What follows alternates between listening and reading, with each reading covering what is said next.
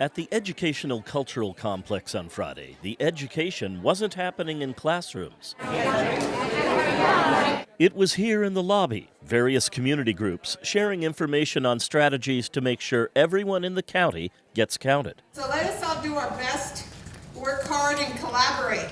And here in the auditorium, where some of the top elected officials in the state talked about the importance of an accurate count. It all comes down to the distribution of federal dollars doled out based on population. So it's extremely important that every single person participates because this has to deal with how we qualify for important government programs.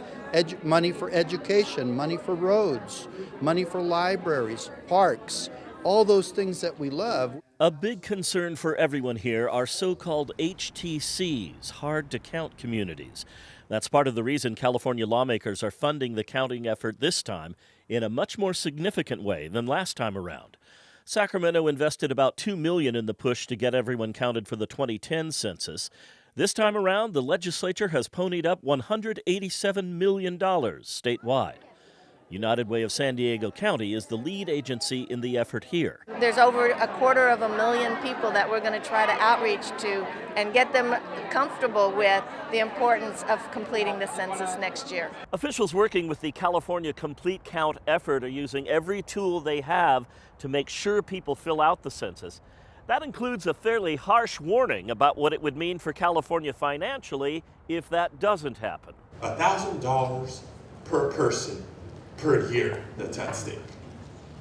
Population of about 40 million, about $40 billion a year. Only Democratic lawmakers came to today's conference, but Nancy Sasaki rejected the notion that this was a partisan event. It's definitely not a partisan thing because what we're talking about are hard-to-count populations. It doesn't matter what political persuasion you have. It's important that you know that you should be counted in the census. The Census Bureau will start sending out postcards next March inviting everyone to fill out the census. An invitation that people here hope is acted on by everyone who gets it. John Carroll, KPBS News.